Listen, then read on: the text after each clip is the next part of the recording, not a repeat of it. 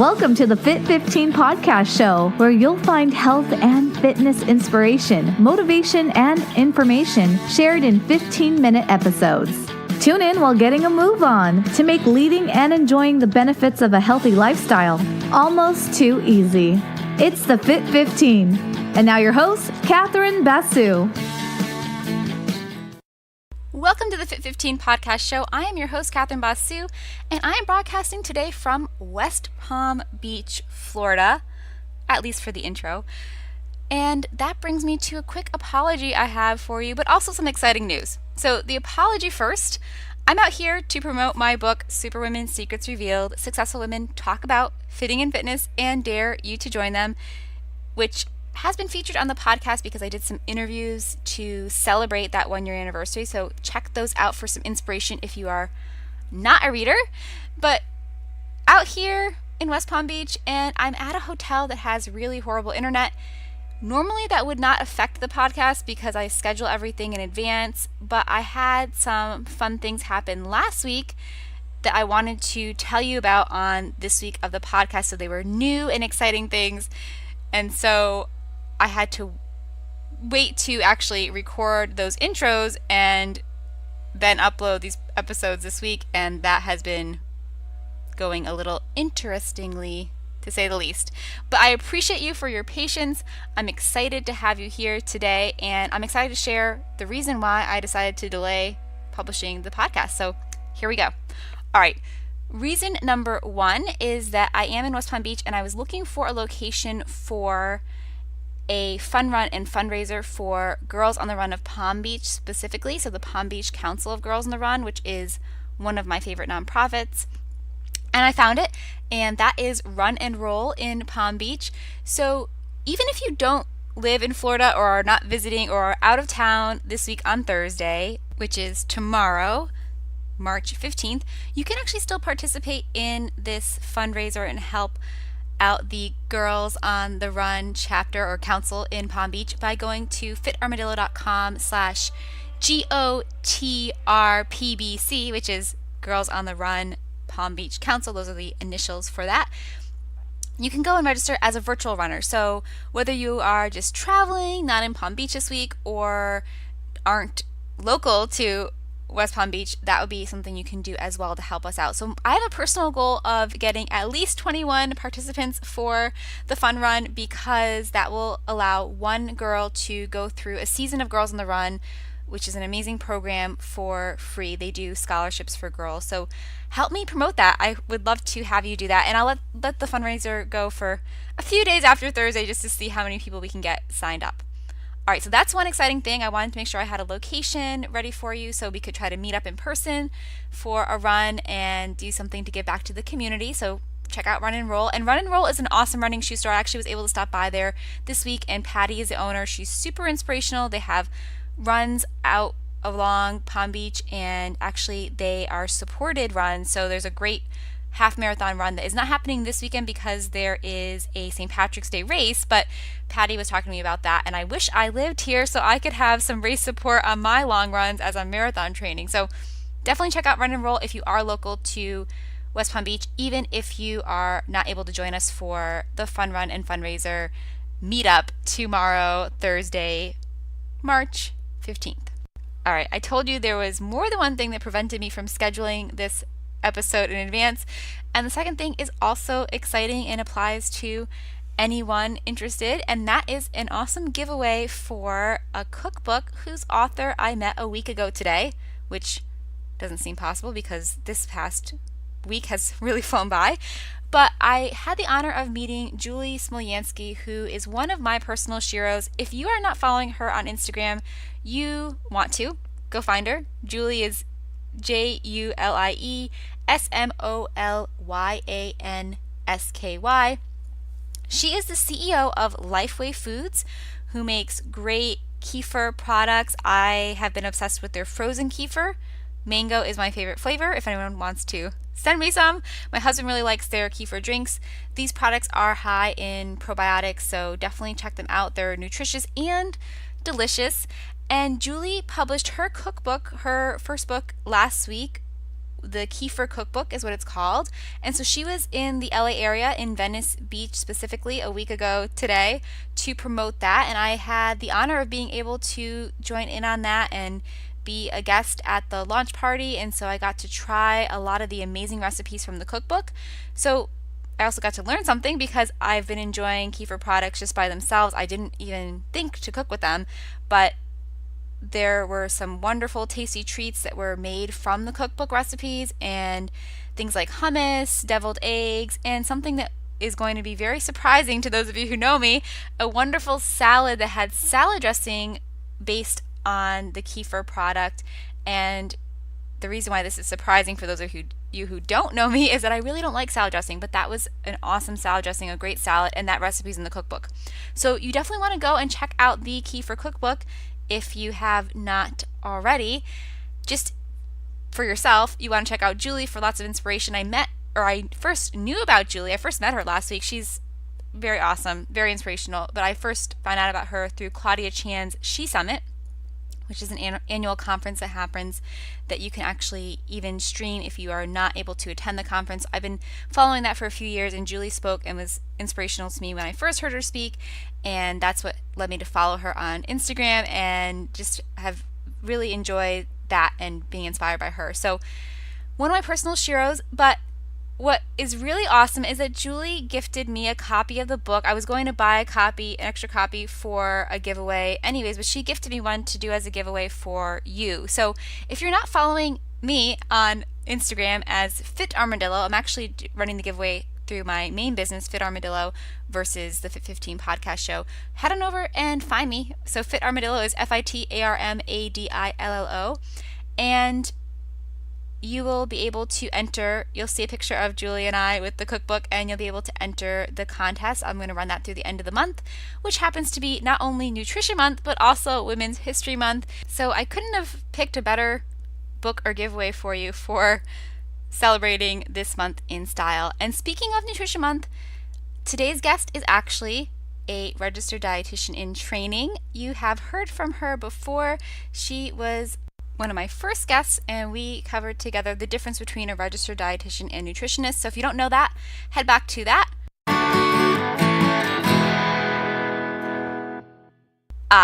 For those of you who are new, that is the sound that you are halfway through 15 minutes of walking, so you might want to go turn around. Today's episode of the Fit 15 is not going to be 15 minutes long, since I had that little digression there, but it will be very important. So I hope you'll join us for the full episode. If you don't understand this musical cue and what's going on here, definitely go back to episode 000.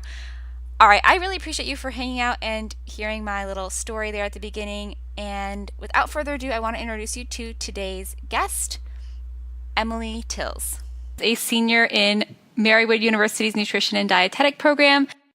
Emily is completing her bachelor's degree, and while she's doing that, she is doing her dietetic internship through Marywood. She's also a health professional intern at American Dairy Association Northeast. And in her spare time, she enjoys cooking, working out, playing with her dog, Mr. Magoo, and keeping up with her nutrition blog and Instagram, emily's.nutrition.bite. So welcome back, Emily. How are you doing? I'm great. How are you? Good. And I appreciate, Emily and I were talking for a while after recording the last episode, and I could have had her on for, 100 episodes in a row because I have so many questions and I'm so interested in. Maybe I need to go back and become a registered dietitian. I don't know. Hey, it's worth a shot, for a master's degree, 2 years and then your internship, and you can still work while doing your internship. It's great. See, that's not bad because I often think, I had a struggle personally, like I wanted to go back and become a physical therapist, but that is a lot longer road. That's a lot of schooling. So maybe there's hope I can go back. Okay, see? Exactly. So I guess, Emily, one of the things we were talking about that you and I both hear a lot, and you sometimes from being at Starbucks, is this whole idea of, I guess the way I hear it the most is that dairy milk is not good for you, it's not healthy, and it should only be consumed by cows. What is your take on dairy milk, and can you shed some light on the real story with that? I've grown up drinking milk my whole life. My mom also works for American Dairy Association. Mm-hmm. So like I jokingly call her the Dairy Queen. And now that I'm an intern underneath their dietitians there, I'm now calling myself the Dairy Princess, because anyone I talk to, I'm like, are you drinking your milk? But, you know, we are one of the most intelligent species on this planet. And, you know, the research supports it and everything. Milk is good for you. You're getting 9 essential vitamins and minerals. You're getting 8 grams of protein. You're getting 25% of your vitamin D. And I'm from upstate New York, and the sun does not shine here most of the year. So I'm going to take as much vitamin D as I can get. And you're not going to find like all the protein and everything and all like the milk substitutes. You know, you can't milk an almond. You can't milk a soybean. You can't milk rice. Right. No, tell us, because I know the importance of the vitamin D, but can you tell us why we want vitamin D in our milk? Vitamin D helps to make our bones strong, but it also is a precursor to help absorb calcium. I didn't know this until like I started taking my classes through school, but vitamin D, and it's like it can only be absorbed if it's like in an active state. So there's like a certain it's like vitamin D3 that's in your milk. And it helps with the absorption of calcium. So if you don't have vitamin D in your diet, you're most likely going to be calcium deficient. Not good if we're trying to build those bones. Not at all. And it also helps, you know, with your your muscle stores, and it's one of like the most people in the United States are vitamin D deficient, and it could cause a lot of health problems. See, I didn't realize that was something that was so common. I guess, I mean, I grew up in Connecticut, but now I live in Southern California, so it's definitely not a problem for me now, but. Oh yeah. But if you're from anywhere, you know, on the Northeast side, it's just not what you're really wanting. You know, I had my sports nutrition professor was saying that he thinks that his kid breaks his bones so often because he doesn't drink enough milk and he doesn't go outside. Oh, wow. And that sounds like a recipe for having some issues there. Exactly. Oh, my goodness. So, okay, so dairy milk, it's not the enemy. Do you have any idea? I mean, where did this even come from? I don't know if that's something you know or not, but. I think it's from, you know, the PETA people and the animal rights activists, and there's so much research out there, and you can go on to americandairy.com, and there's so many articles and everything on there saying that cows are treated good. You know, I've gone on many farm tours, and they have like massaging machines for the cows, and I think it's more of like people just see like the really bad cases where some farmer has neglected a couple of their cows, and it's just like, this is why we shouldn't be drinking milk. Yep. And I think too, a lot of this stuff goes with Colin Campbell's study through Cornell saying, you know, that milk causes cancer. And it's like, that's not true. You really can't say that milk causes cancer unless you're going to raise somebody from like infancy to death on just having milk alone. Right. It's epidemiology. So you can't control that one thing and say, oh, it's milk. You can't do that. Yeah, I have to check out that study because I didn't even know that was something that was part of the problem. He's very against milk and very, you know, against like meat and everything. He's a huge vegan, and not that there's anything wrong with vegans, but he takes it and he just goes berserk with it. And it's like, you need to do your more research. Yep. So I guess it's like with anything else. I mean, if you're really concerned about, you know, the farm, you could probably make sure you're purchasing your milk from a location where, you know, if you're really worried, but not just kind of blindly following what people are saying because they're and you saying know, that. Do your research, and a lot of farmers will invite you, and you can call them up and ask for a farm tour, and they will be so glad to show you around their farm and show you their cows. One of my roommates, she actually lives on a 200 cow dairy farm. Oh, wow. And she goes home and she helps her dad with it, and she loves it. And she said, like, anytime that, like, my other roommate and I, because we're both nutrition majors, wanted to come back and see it, she said, we're more than welcome. See? No, it's awesome. And then, so for milk, too, so we know it's really important, and dairy milk is going to be the way we get most of our nutrients. Sometimes I know a lot of people might have lactose intolerance. So you had mentioned to me when we were chatting, and so I thought this was important, that there are some options that are still dairy milk, but that are lactose free. What are those options, and what can we do with those? You can do lactate milk, which puts the lactase enzyme into the milk to break down the lactose. Mm-hmm. So, but I've heard one of my friends is lactose intolerant. She says it's not the best, but I personally really like Nestle's Fairlife milk. It comes in like a square container. It's ultra high pasteurized, so it has 13 grams of protein, 8 grams of carbs, and it's heated to such a high temperature that it breaks down the lactose in it. So those that have a lactose intolerance. Hey guys, because of my editing or lack of editing skills, you're going to hear a little musical sound again, but we are not at 7.5 minutes. We're at 15 minutes actually, so some of you might be finishing your walk. All right, back to Emily. Don't have any issues with it at all, and it tastes normal. It doesn't have like the funky taste that lactate milk does. Right. No, I've had lactate milk before. I had some issues with milk in the past, so yeah, definitely. I mean, this was probably like 20 years ago now. Doing the math here, but maybe it's changed, but it sounds like it hasn't. So that's good. A good option. And can you spell the name for us? Yeah, Fairlife. So it's FAIR. LIFE, and it's done by Nestle, and they have it in their chocolate milk is my favorite. They also have it in whole 2% and skim. Okay, awesome. And then in terms of if we should have whole milk, 2% or skim milk, do you have any guidelines on that? It's really based on what you prefer, but if you're trying to watch your weight and trying to stay healthy, I recommend doing skim milk. As dietitians and nutrition professionals, we're told that when you're younger, whole milk and like 2% milk should be what you're serving your kids, because it will have the more calories in them. Because sometimes kids are picky eaters.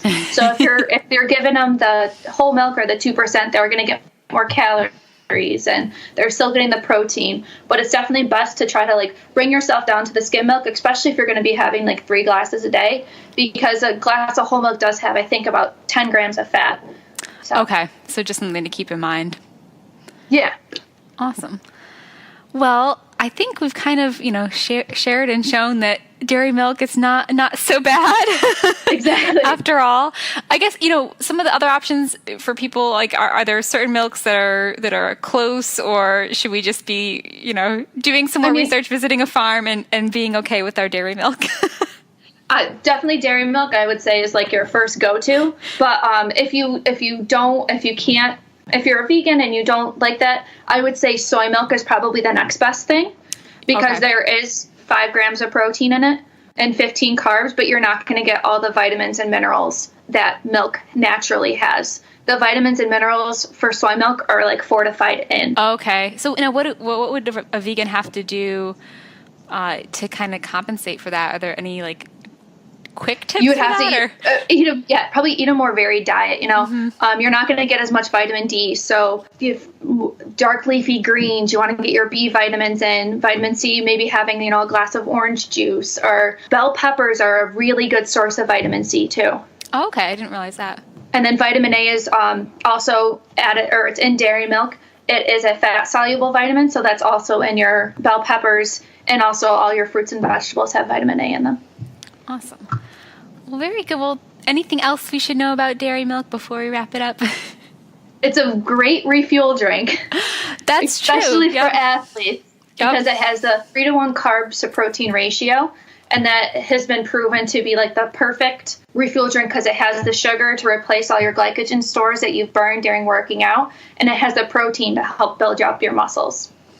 Awesome. And so we don't need to be buying then like I don't even know what they call it anymore, but I know they're at the smoothie bar by my gym. They're always trying to push different refueling drinks, but we could actually just have our milk. Yeah, it's gonna save you so much money, because I know like at my gym it's like $6 for like a 12-ounce smoothie. It's like I might as well just go home and have a glass of milk. Right. And any guidelines on, I guess, on that too? The timing for when we should be having that milk, if possible. I know sometimes you don't want to have much to eat right after, but it's best between the first 15 to 30 minutes after you complete your workout. That's when your body is going to absorb most of the protein and most of the vitamins and minerals.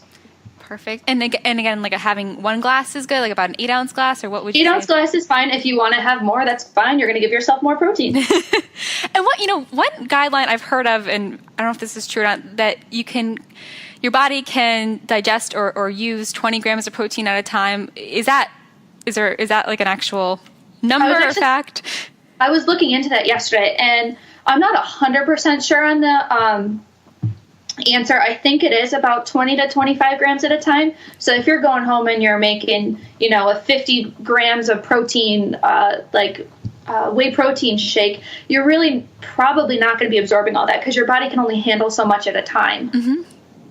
So it's better, 20 grams or, I'd say probably 20 to 25 grams or so would be like your cap of absorption per meal or per snack. Okay. And so maybe getting some more in, but having that later in the day so that you're actually have it, say you work out, you have breakfast in the morning, you have like a glass of milk with your cereal, you go to the gym, you come home, have your glass of chocolate milk, maybe like a peanut butter sandwich, and then have a glass with dinner. Got it. Awesome. Well, thanks, Emily, for helping us out with and helping the cows get their milk. Absolutely.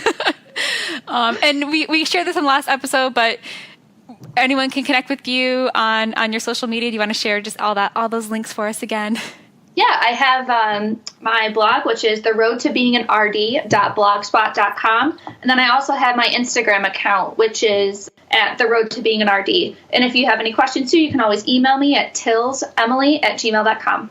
Perfect. And then I think you had mentioned too that you had written an article in the past about dairy milk in general, or it's actually comparing dairy milk to like the other milks. Awesome. So maybe I can link that up in the show notes for people to go. Yeah, I'll send that to you. Awesome.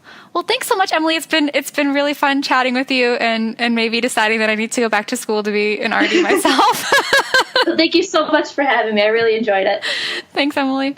Thanks for listening to the Fit 15. For show notes and more, visit fitarmadillo.com/podcast. See you next time. Hey guys, it's Catherine. Just wanted to remind you that if you are in West Palm Beach and available tomorrow night, Thursday, March 14th, you can run with us for our fun run and fundraiser to benefit Girls in the Run of Palm Beach by heading on over to Run and Roll running shoe store. And if not, you can still give back with us by going to the website and donating that way and getting your Sparkly Finishers medal that way. 100% of proceeds are going to go back to the Palm Beach Council of Girls in the Run, so it's a great cause, and we're trying to send one girl through a season of Girls on the Run. So we'd love your help doing that. Thanks for listening, and I will chat with you tomorrow. Bye.